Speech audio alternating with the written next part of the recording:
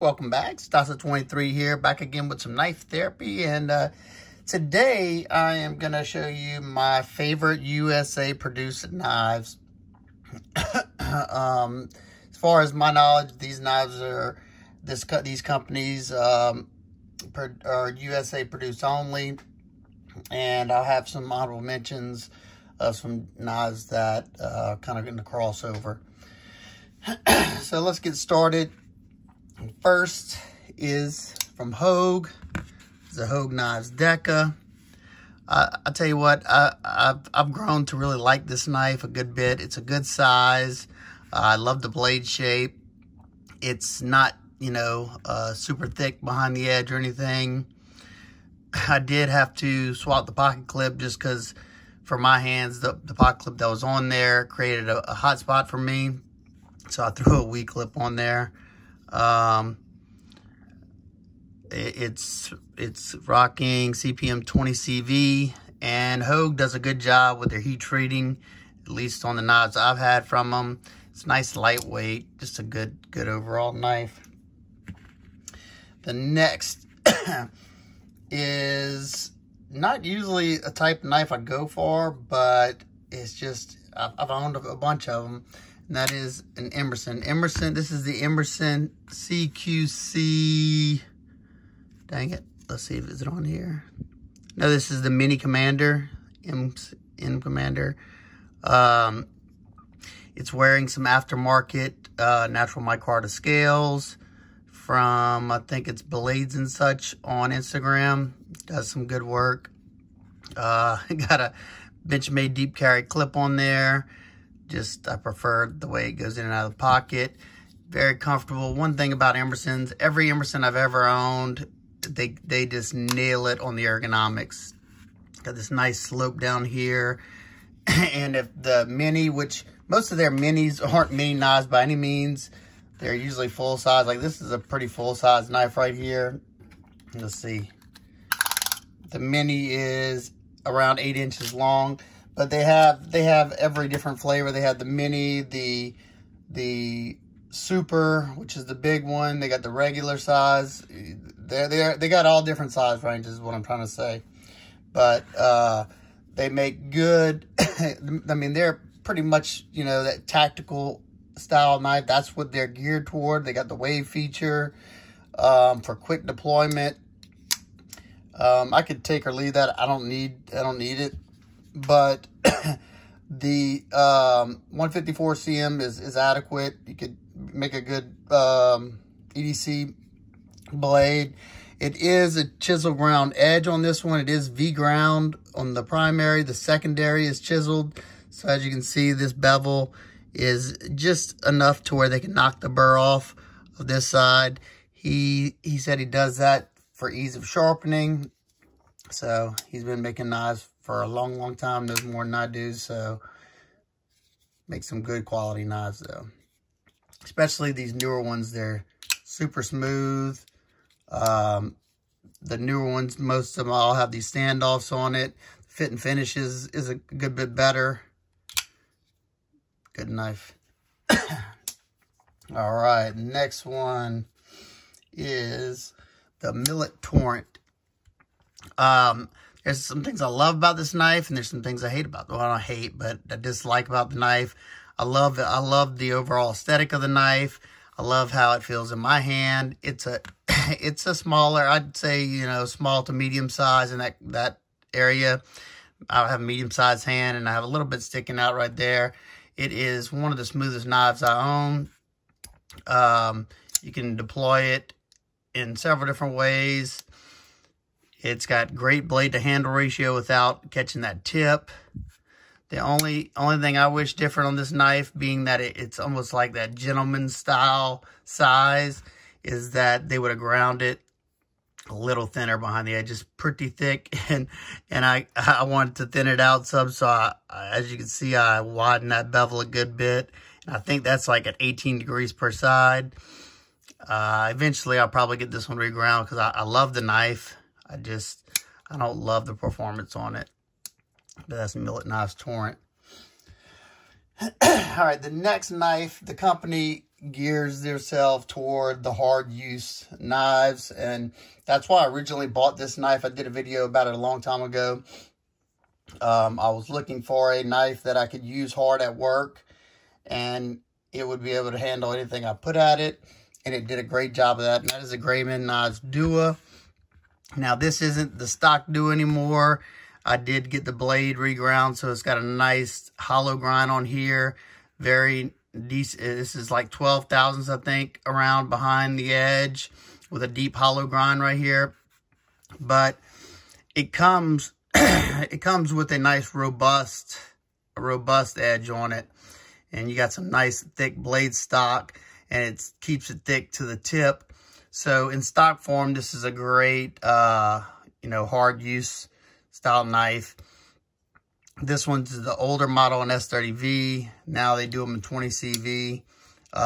Great. They're super nice people to work with. Miss Sue is usually the one that handles their emails on their waiting list and stuff, and she is just such a nice person. Super smooth action on these knives. They have a pivot bushing system, kind of like on a Sebenza and a paramilitary.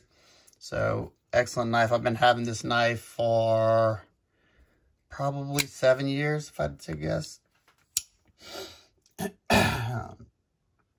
Next is the Koenig Mini Goblin. This knife is that perfect size for me. I don't have any left sticking out. I love the aesthetics. I love a nice Wharncliffe. Such a good EDC blade shape, especially for the type of cuts I make. Excellent action on this thing. Super smooth. Contour titanium scales. You know, they give you the landing pad. You get this, it looks like almost like a floating backspacer. Clip works great on it. The aesthetics are just all me right here.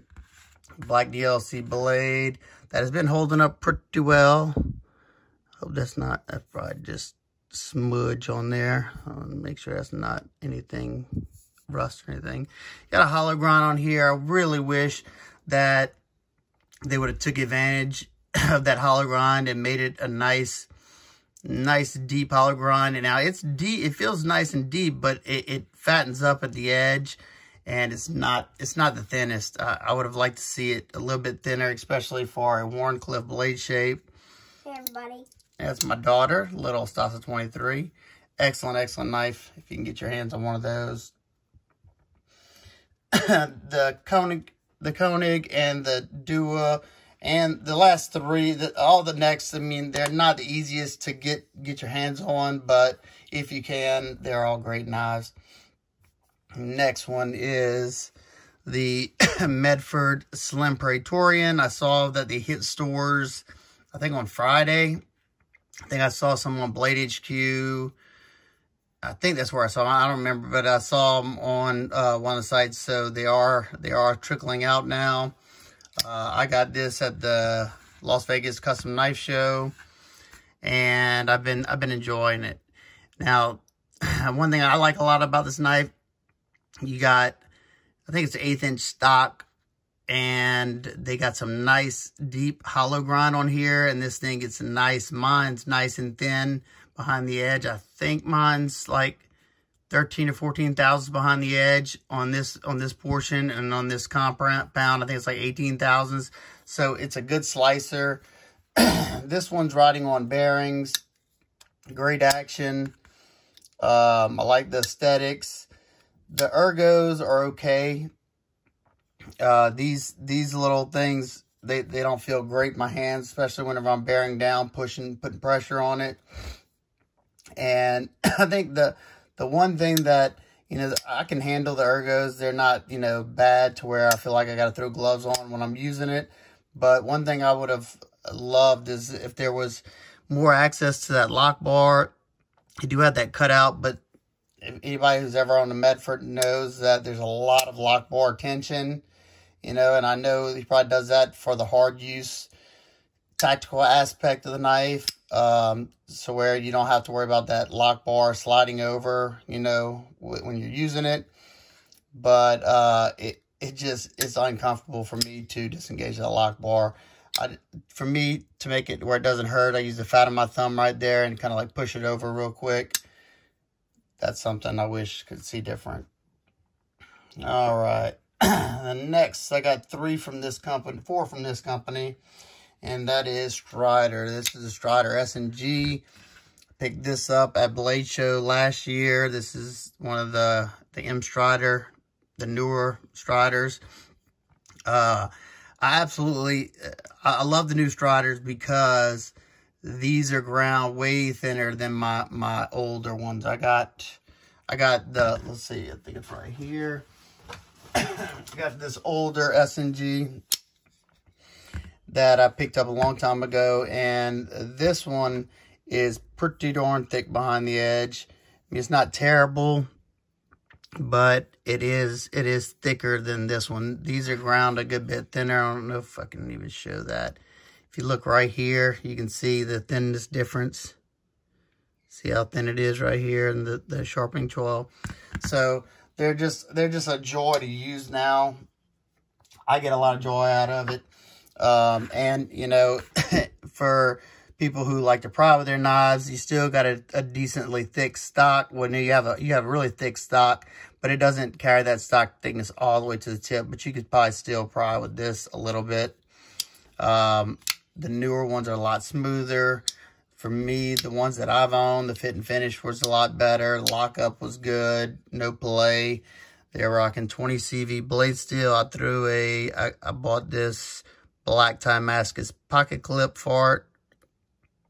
And I always enjoy it. One thing I love about Striders the most is they put a nice, toothy, aggressive edge on it that cuts so well. It just bites into material so nicely. It's hard for me to replicate. I try to keep it, you know, that nice toothiness, but I don't always get it right. And then from Strider, I think this is my favorite model, or my most carried, and that is the Strider PT. This is my first PT that my wife got me for our first wedding anniversary. It's well used. That's not the clip that came on it. I don't know what happened to that one. They all had that smudging on there. Hopefully that's not rust, those little spots. Time to do some maintenance. S30V, all the PTs I'm pretty sure are S30V. This is a Lego handle that's Lego, just means it's the blocky, squared out G10 handles. This is the older ones, like I said. Nice and smooth. I can usually spidey flick it. S30V steel. This one's coated. And then last year at Blade, I was able to score one of the newer ones. I love the blade shape on this one. These are ground thinner, and they come standard with the full tie. Before, the only way you could get the full tie like this was in his Performance series, which are a good bit more expensive than this right here.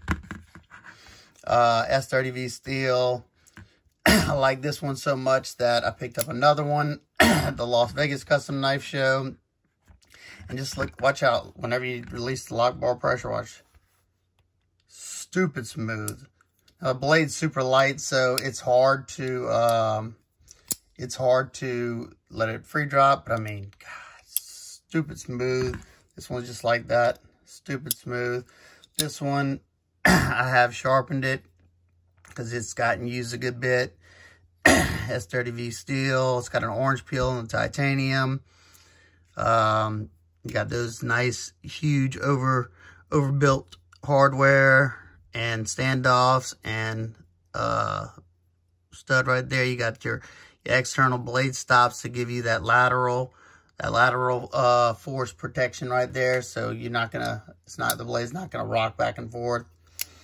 Just awesome. I threw a deep carry clip on this one. Love them. All right. Next one is my one and only Hinder I have left. And that is Hinder half track that I picked up this year. This one's got a regrind on it because I want, I love the build quality on Hinders. I just don't have a real use for hard use knives anymore because I no longer am able to work, especially not in, you know, the industrial industry that I was in. So I like to have a nice felt cutter. This thing's nice and thin behind the edge. I've always liked the half track. I had one before this, but I got rid of it just because I think it's like 25 thousandths or so behind the edge, and or maybe even more. And it just wasn't the best cutter for me. Action on this one's good. I wouldn't mind getting one of the Gen 6s. I don't know if they do this one yet. I'm pretty sure they do. But I would like to see how the action is on those. But this one actually just fine on the Teflon washers. I love it.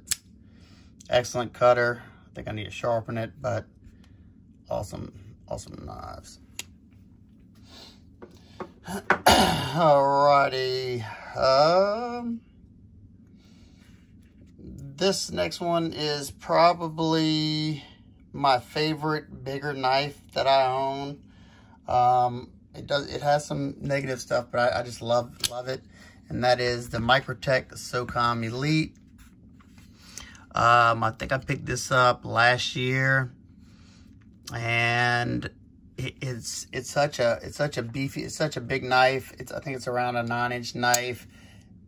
Excellent action on this thing. I mean, stupid smooth. Deployment's great. Ergos are okay. I love that blade shape. It's ground decently thin for how look at that, how chunky that stock is. I think mine gets down to like 18 to 20 thousandths behind the edge, which is really nice. I know some people's are even thinner than that. You got the aluminum, the hard anodized aluminum scales with the, it looks like a grip tape almost in there. Nice weight on it. And one thing that's the most impressive, you know, for something that smooth, you would think you would have some sort of play, but you got these external blade stops that are keeping, you know, your force from left to right. So it's not wiggling at all. And then the up and down, I mean, there's no, absolutely, I can't rock any up and down play. And it's got that inset liner in there that you can see inside. It has a hardened interface in there, hardened steel interface. I know some people's drawback is the tip down on this knife. And I'll be honest, for a long time, it kept me away from the knife as well. But once I handled one of these in my local shop and I was able to put it in and out of the pocket, it made sense for a bigger knife like this, because whenever I would pull it out of my pocket, it was already right there at that position. And if it would be tipped down, I have to pull it out of my pocket like this, turn it in my hand, and then do it. So, I mean, if speed of access, it's not slowing me down. It's actually probably a little faster for this bigger knife for me to get it out of my pocket and deployed. Now, you know, would I've liked to see it tip up? Yeah, just because that's what I'm used to. But I can definitely live with it. They got the double retention like on the Chris Reeve clips. This clip works excellent. It doesn't have too much lift. It goes in and out of the pocket nicely because this aluminum allows it to go in and out nicely. Really good knife. Definitely recommend this one. I think mine is in M390. Yeah, M390. Now, I did have a little bit of issue with chipping on mine and just wasn't holding a good edge.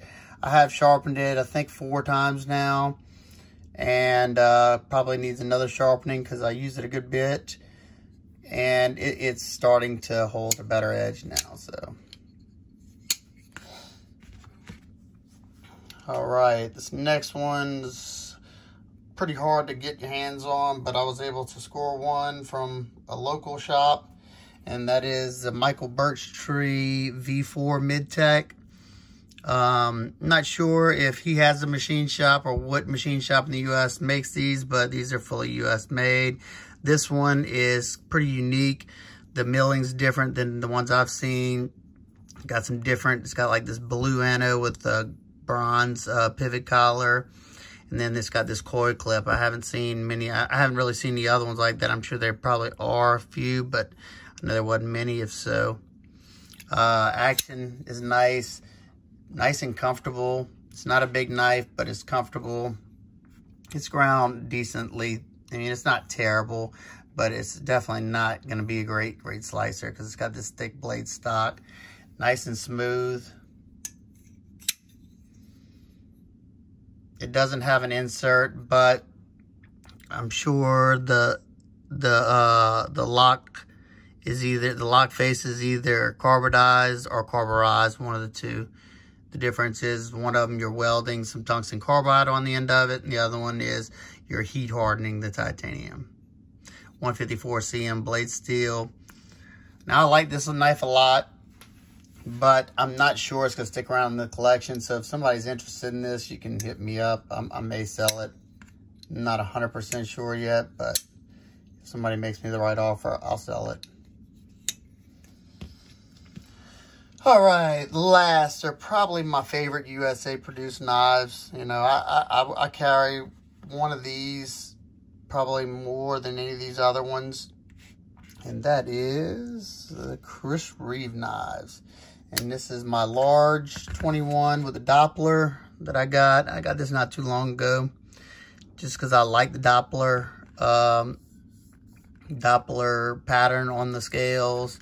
And especially since the 21 is discontinued, I figured I'd pick one up before they became extinct. So I got this, the large. The large is not something I carry as much because I like, you know, the small fits better in my hands. And I picked up, I wanted to try the small in my hands, so my buddy Zelric here on YouTube and on Instagram sold me this Lefty Insingo plain 21. Actually, we traded, and I used this one a good bit, and I found that I really like the ergos. They fit my hands perfect. It just, the small made a lot of sense for me. So even though I can use the lefty, I'm pretty ambidextrous when it comes to knives. I can use the lefty with both hands pretty easily. So I decided I wanted to get another small before they stopped making those. So I picked up this one from my local shop. This one was from a local shop as well. And the micarta inlays. I find the micarta inlays with that extra thickness fills out my hand a little bit better. And I love the small 21. Any Reeve knife, I've loved every one of them. I've owned a small Nkosi, large Nkosi. The reason why I preferred the 21s is just because they got a thinner ground, hollow ground blade, and it's thinner behind the edge, especially on these. The Nkosi's more of like a harder use, I guess, work knife. It's a little bit thicker behind the edge, but they're all super smooth. They're all excellent tight tolerances. And there you go. That's my 100% USA produced knife companies. If you have any questions about any of these, feel free to ask. I didn't mention price because, you know, I don't know. But if somebody wants to know the price of one of these, you can just ask me down below. But I didn't really think that was important. I was just telling you what I like. Some of these aren't the easiest to get, so I didn't want to get anybody's hopes up, you know, trying to get one of these, especially, you know, like the Millet, the Grayman, the Koenig. Those are all kind of difficult to get your hands on unless you get it from the secondary market. But if you do happen to see any of these, pretty much I recommend all the ones I've shown. I wouldn't have shown them if I didn't recommend them, just because I've used all these. I've enjoyed them. They held up well. They function excellent. And they wouldn't have made this list if not. So there you go. Sorry, it's such a long video. I get wordy when I get excited. But there you go. If you have any questions, like I said, let them down below. If you like this video, give it a big thumbs up. If you're not already, hit that subscribe button so you don't miss any content. My next video will be the giveaway post video. All right, guys and girls. I'll see y'all in the next one. Peace.